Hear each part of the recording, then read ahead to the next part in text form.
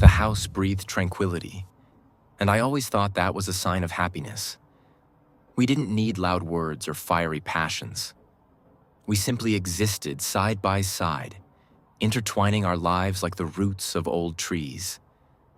Every day resembled the last, but there was something comforting in that repetition. I knew that when I came home from work, I would hear her footsteps in the kitchen, smell the coffee or the simmering vegetables.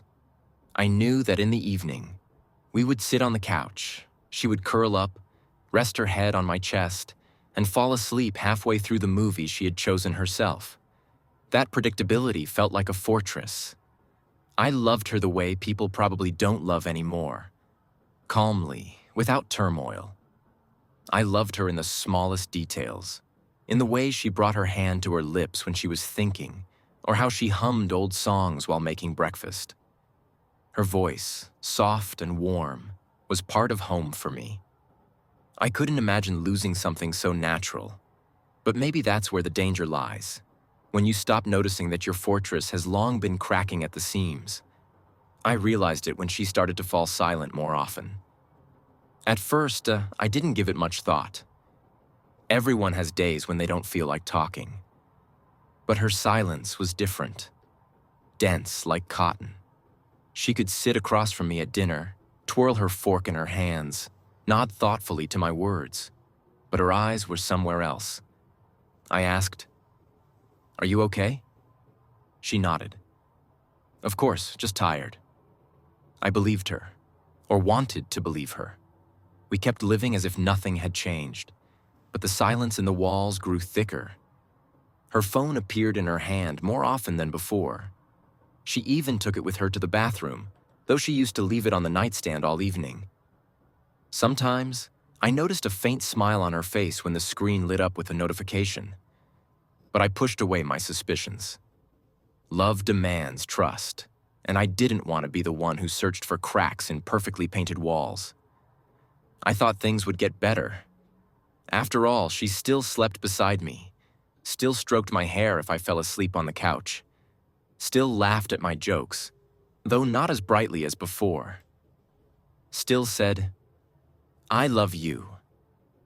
I clung to those words like a drowning man to a plank in a stormy sea. Because if someone says, "I love you," it means not everything is lost, right? But one day, I came home earlier than usual. And on that day, my fortress finally crumbled. I closed the door behind me quieter than usual. Maybe my intuition was already whispering to me, telling me not to make noise. Maybe I wanted to catch her off guard. Or maybe I was just afraid to break the strange, viscous silence that had suddenly settled over the apartment. The keys in my hand felt heavy.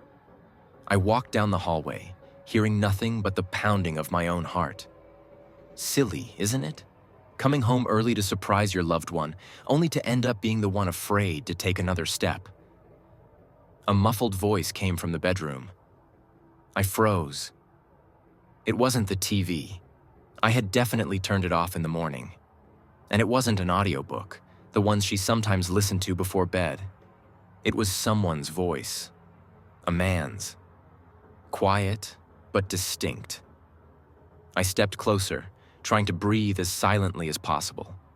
The bedroom door was slightly ajar, and through the narrow gap, I saw her.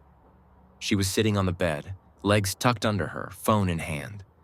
The screen cast a pale bluish light on her face. She was smiling. That same faint smile I had started noticing in recent months. "Yes," she whispered, tilting her head slightly. "I miss you too." Something inside me shattered, like someone had crushed a glass orb in their palm. I didn't go in.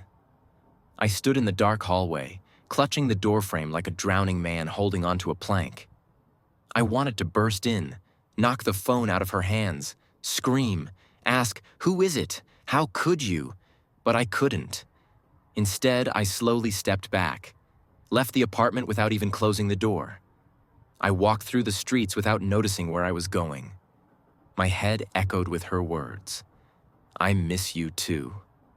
I miss you too." My thoughts were tangled, and I couldn't tell which feeling was stronger, the pain or the strange sense of relief, because now I had the truth. I wandered through the city until late at night, like a ghost. The streets felt endless, and the faces of passers-by blurred into indistinct shapes. I didn't care where I went. The only thing that mattered was not going home. Home was no longer home. It had become the place where illusions shattered. I sat on a bench in the park and tried to gather my thoughts. The cold seeped into my bones, but I didn't feel it. Her smile still lingered before my eyes.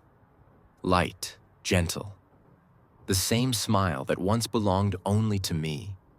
I asked myself a simple question. What do I do now? Options raced through my mind, one after another. Confront her, demand explanations, pack my things and leave. Or maybe forgive her? But none of these choices felt complete or right. I wanted to know more. I wanted to understand when exactly we had lost each other. The next day, I returned home after she had already left. Her things were in their places, the bed neatly made, and a cup with dried coffee stains sat on the kitchen table. An ordinary day in an ordinary life that I no longer recognized. I took her laptop. The password was still the same, the date of our first meeting. Funny, isn't it? The password to the device holding her second life was the day we once thought marked the beginning of forever. Emails, messages, social media, everything lay before me. I read lines filled with someone else's tenderness, someone else's dreams. He wrote her poems, and she replied with long letters in which I no longer existed. They were planning to meet. The day after tomorrow. I closed the laptop and sank onto the couch. My head spun from the overload of information, but one thing was clear. I couldn't remain a passive observer. I needed to see everything with my own eyes. I made a decision to follow her. Not because I hoped to change anything, but because sometimes a person needs that final drop to understand. There's no way back. The day of the meeting came too quickly. I barely remember how I spent those 2 days. Everything blurred into a viscous stream of time. Work on autopilot, sleepless hours, my gaze frozen on the ceiling. I didn't speak to her. We became like ghosts in the same apartment. She left early, I returned late, avoiding each other as if by silent agreement. Maybe she already knew I suspected, or maybe she just didn't care. When she got ready to leave, I barely held back from asking, "Where are you going?" But stayed silent. Instead, I waited until the door closed and followed her. For the first time in my life, I felt like a stranger to myself. My heart pounded, but there were almost no emotions. Only cold focus. Step by step at a safe distance, I trailed her through the streets, watching as she kept pulling out her phone to type messages. I felt invisible. She reached a small cafe in the city center, sat at a table by the window, ordered coffee. I settled across the street in the park where I could see her but remain in the shadows. And then he arrived. Tall, well-groomed, with a faint smile. He kissed her cheek, sat opposite her, took her hand. She laughed. That sound I once considered my personal happiness. In that moment, I knew. This was the end. Everything fell into place.